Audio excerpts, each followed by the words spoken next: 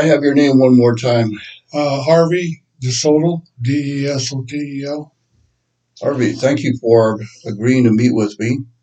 I'm Richard Tapia with Voice of Jones County. And Harvey, I think we go to the same church. I know you through because of your son. We sat on the parish council, and he thought it would be great for me to interview you because of your history in law enforcement here in Jones County and also here in Anamosa. And earlier you were explaining how you felt that back in the 70s when you first started, times were rougher than they are now. Oh, yes, yeah. It was a lot tougher where we were uh, small town, 5-man department, if I remember correctly.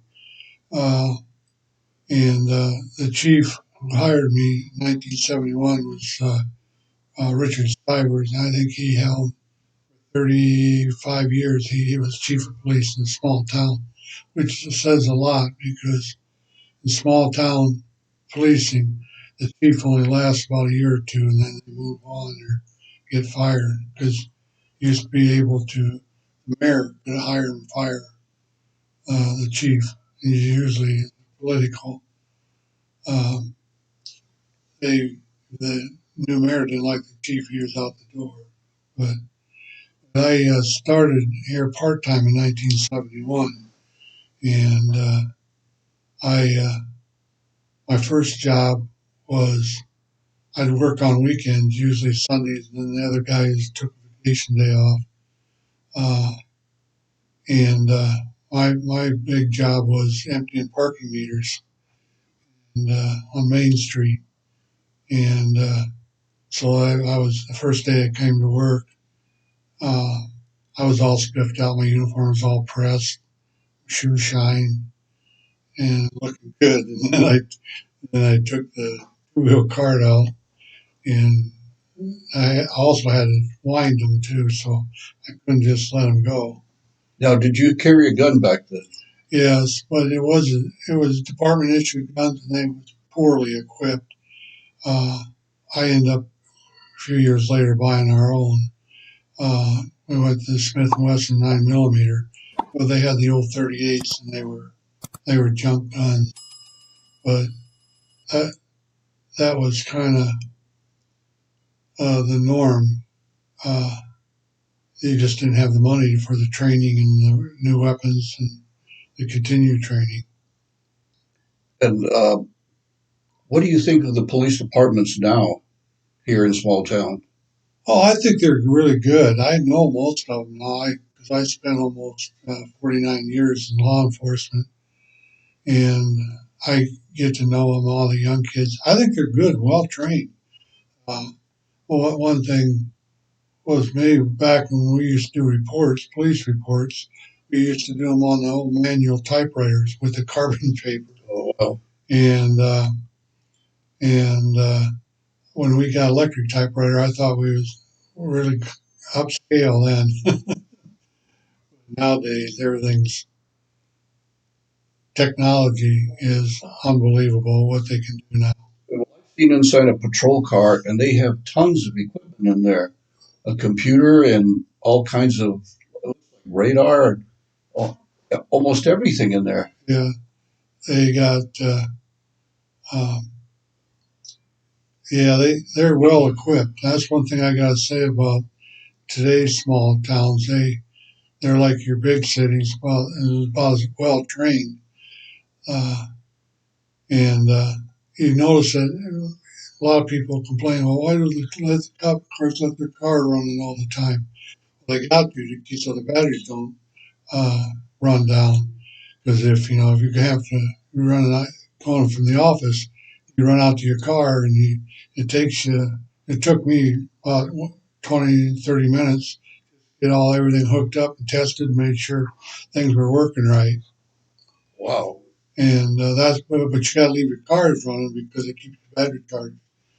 Because uh, if you don't, then you're stuck, and then it might be a life and death call. And you feel that law enforcement has improved overall because of more training. Yes, they have definitely. Uh, but the problem is nowadays, I know that when toward the end of my career, I was working for sheriff's department here in Jones County, and we had body cameras. I think we were like the first county in the state to have them. Really? Yeah, Sheriff Grover, he's likes to keep up on top of things. Okay. Yeah, he knows his stuff. He'd always kid me about, "Oh, Harv, you better get started getting your computer work," because it took me a while. But, Wow. but you can do everything while you're in the car computers. Write tickets. Uh, Locations. The biggest thing was when I came up, uh, you had to know where the streets were and stuff, and which was fairly easy even if you lived in town. But if you're out in the county, they didn't have the 911 uh, signs or the street signs where you could find people. You just had to go. So you knew somebody. They said, well, next close to Farmer Smith's hog lot. You knew where Farmer Smith's hog lot was, so you kind of went from there. When did 911, that whole system, when did it begin? Well, I'll tell you something about that. My wife, she used to work for the county before she passed. Uh, she's the one that got it started. She's the one that got the blue signs up. And I can't remember, it was 10 years ago. I lose track of time. But I'd say they've been up for 10, 15 years. But my wife was the one that started that whole program. Here in Jones County. Yeah, here in Jones County. She got the county roads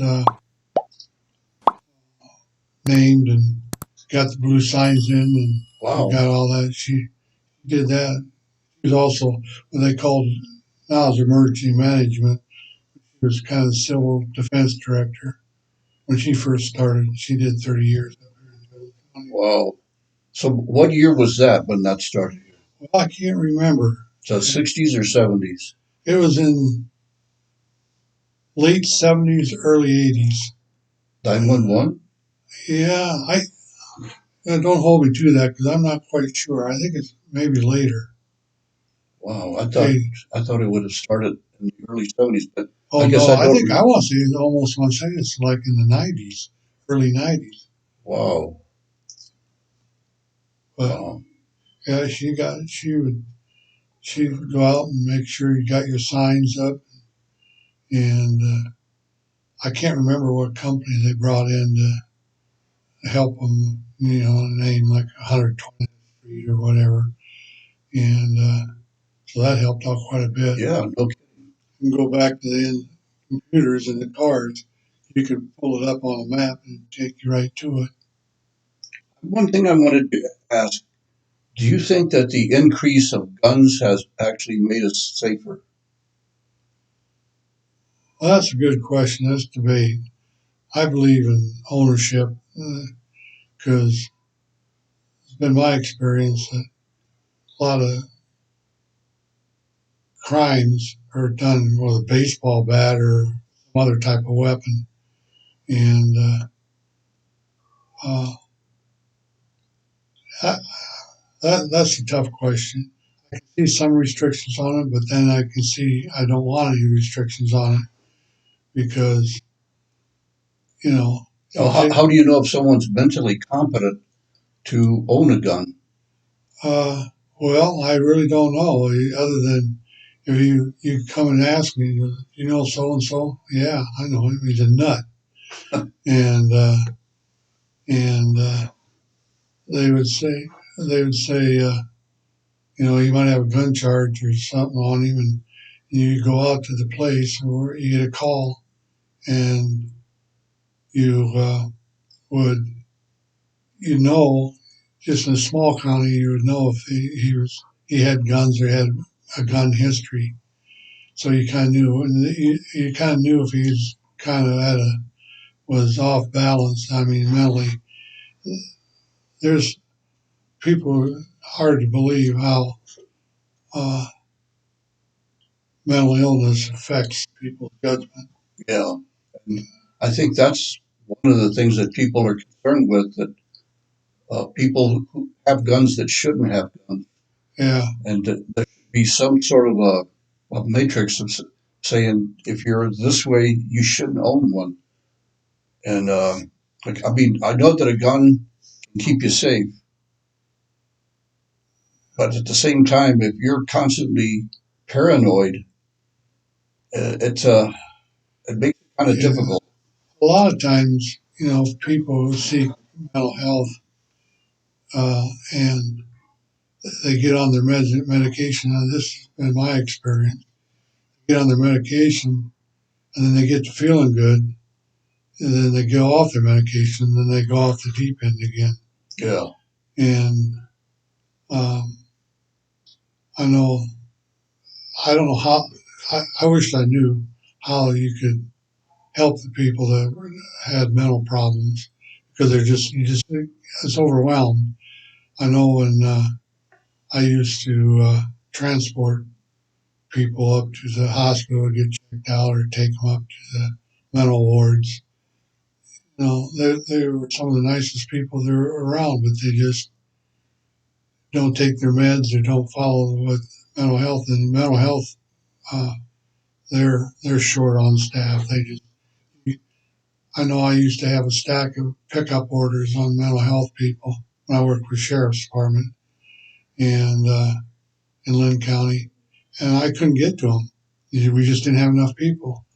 I might have a stack of 15 people, and a person would call in and say, "Well, we just signed orders on this whole and so."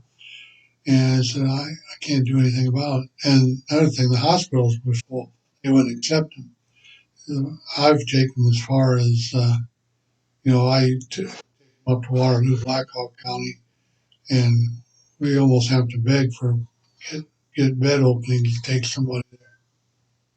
Well, I suppose that the stress level for a person in law enforcement must be really high. Yeah, it is.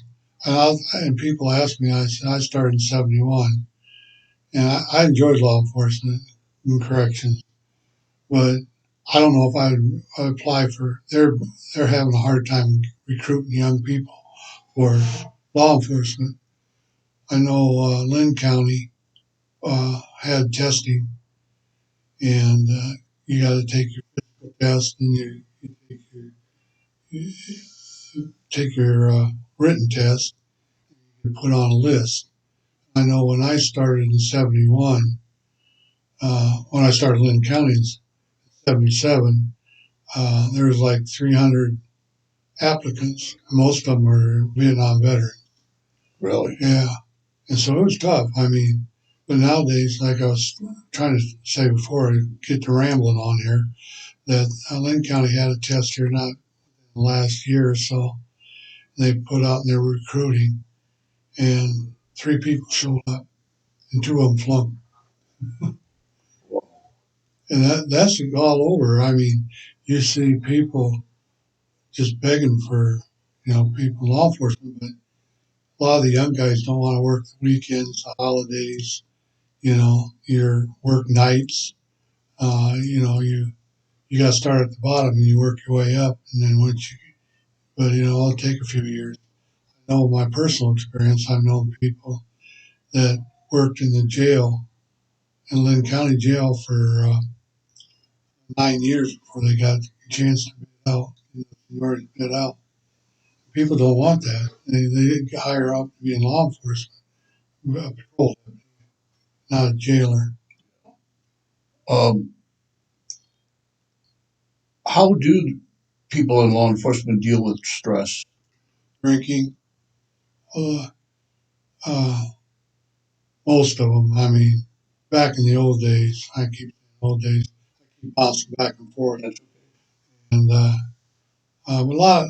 We had a lot of problems with drinking, and but they, you know,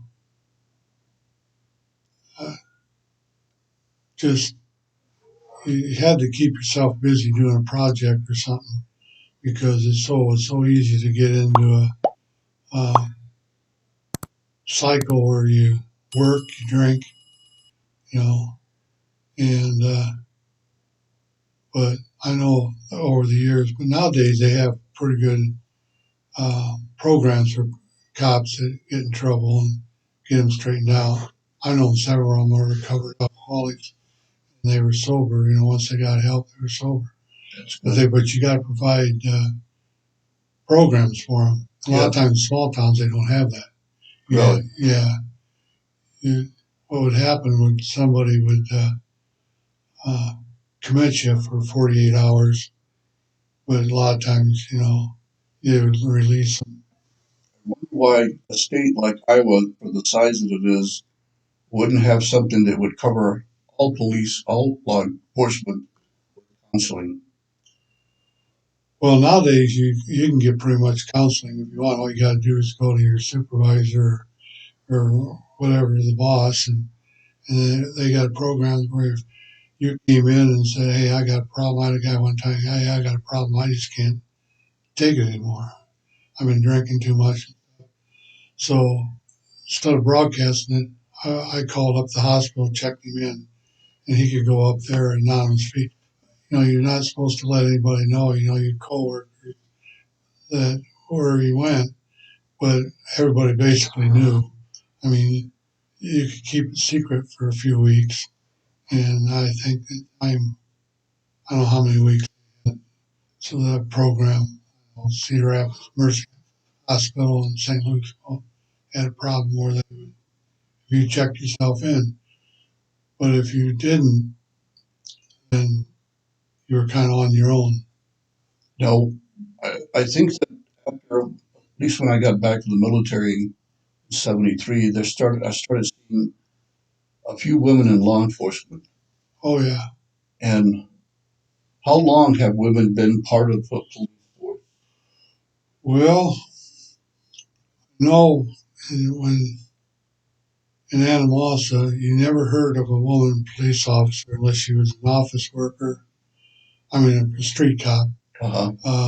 Unless she was uh, even the big cities, Cedar Rapids and stuff, they maybe had one or two. And then they started increasing over the years. And, I know I was sergeant when I'm skipping to Lynn County now. When we had a couple of them, they were good officers, but they had to put up with a lot of crap. Nowadays, they don't have to put up with that, or they don't have to, or there's pretty strict rules on what you say and do around them. What was the probably the most difficult case you've ever had to handle here In Jones County, or Jones County, or when you were in law enforcement? um, well, that's a tough one. We had a lot of drugs back then. Uh, Probably the first one was the murder of Edwards by Ron Brewer, escaped prisoner. I mean, I didn't really do anything, but I was there. I seen the scene and everything. Yeah. And oh, there's been so many cases. Uh, I should have come up with something like that. I imagine a murder case would be a difficult one to Yeah, first to see and to be a part of and then try to solve it. I think a lot of them was the car accident. You know, the senseless fatalities. Yeah, those would be hard. Yeah, especially when they involved little kids. That was always hard for me. Yeah, I bet. And I remember way back when 151 was not busy, Oh, and it was and two lane. it was just a two lane. And I mean, you could count the number of cars per day on your one hand sometimes. All of a sudden, it turned into four lanes and turned into a super highway. Lots of accidents. And what do you think they could be done to improve the safety? I think they're doing pretty good. Is most of them are driver's error. Going too fast for conditions, uh, being drunk. I had a experience. I was in a squad car over by Lynn County in Springville. I was coming out, and that was still a 2 lane, and a drunk driver hit the car in front of me. A couple old people coming from church, and one of them was fatality. And I had cars backed up from Springville to Marion. It was just 2 lane, and I had to wait for help to get there. Of course, it was a busy rush hour, and so it was uh, 2 lane, and the passenger he had been 85 years old, and his wife was probably 80. That she survived, but he didn't. Killed him instantly. But the guy that hit him, that was drunk, uh, had a big old Plymouth Fury, and he had like a little scratch on his nose. That was about all. And now that because of cell phones and people texting, it made things a whole lot worse. For Oh, for driving for on driving. highways, yeah, and yeah. What was it, about a week ago? Somebody was in an 18-wheeler and hit the back end of a big tractor. I didn't hear about that. Was that here in Jones County? No, it was close to 151, I think. And the guy was 18-wheel. He was texting, and he Oh, hit the back end of that tractor. You could see a big John Deere.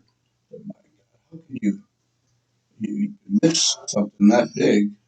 yeah, they distracted. Well, I'll tell you, lay down money and bet if you went in the morning during work hours, people going to work, you'll see people, they'll drive by you on 151 texting.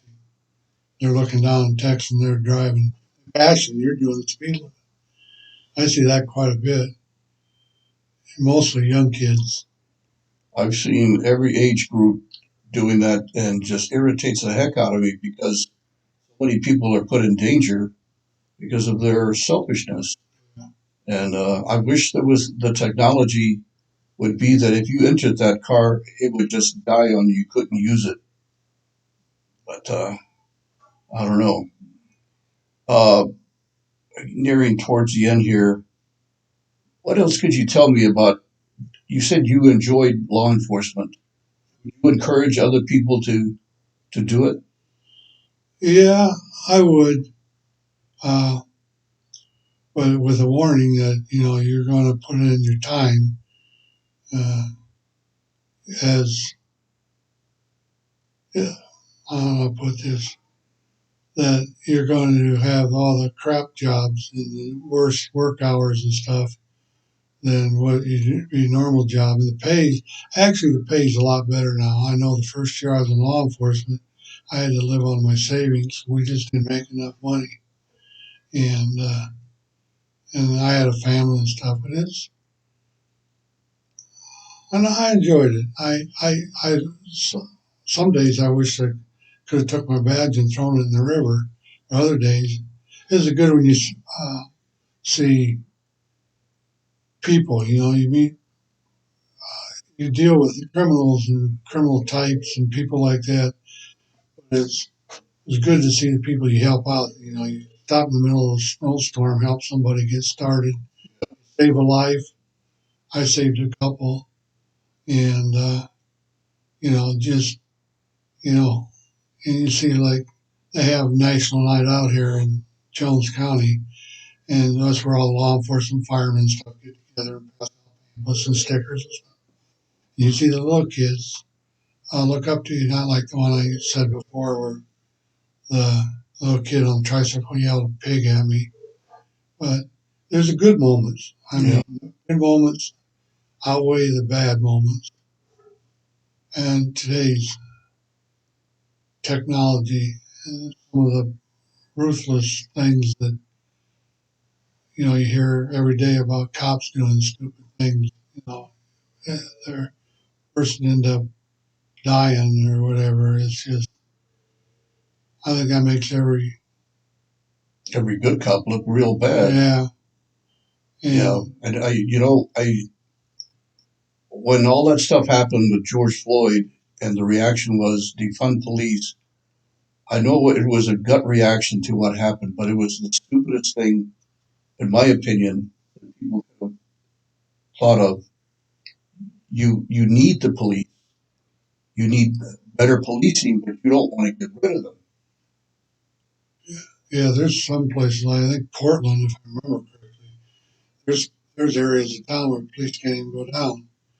Just on the news the other night, it showed in Chicago, down in the Loop, where there's hundreds of kids, you know, harassing people, beating up this couple, and they go in the stores and clean them out. Mob Yeah, group rolls in, and what are you going to do? You're going to shoot somebody for shoplifting, but you don't want them to steal your business away from you. exactly. But So, I don't know. That's a good question for the younger generation. well, um, as things become more populated and things become more complex, uh, we're going to have to come up with some better answers and work out things between law enforcement and community that we have to coexist, and the community is going to have to become more law-abiding You know, and have more common sense. I see there's a lot of lack of common sense yeah, and I agree. decency. So, but Harvey, thank you so much for agreeing to do this. Yeah, I'm hoping I'd like to try it again, ask the different types of questions. okay. And I Well, know as a church, I mentioned about an article I found about the UFO, and your son tells me that there's still people doing yeah, animal sacrifices, and I thought, wow, I haven't seen anything or heard of anything for quite a while, for a few years. Seems like when it starts up, there'd be a pattern of a bunch of them. But yeah, I got all kinds of stories. I just probably don't. I'm not a public speaker, so I hope I made some oh sense. yeah, yeah. I wanted to get to the type of work you did and to kind of make a comparison about your time in the police department and the way things are now, and it looks like things have improved. Oh yeah, they definitely improved. Just they're training their men. They got the canines, and they here in Jones County. I'm really impressed with Sheriff Grover. I worked for 5 sheriffs over the years, my career, different sheriffs, and Greg Grover is probably one of the best sheriffs I've ever worked for. I really like Greg. He has respect for the public, respect, and public has respect for him. And he works well with his men, and he's a good guy. Yeah. But thank you. Right. Thank you.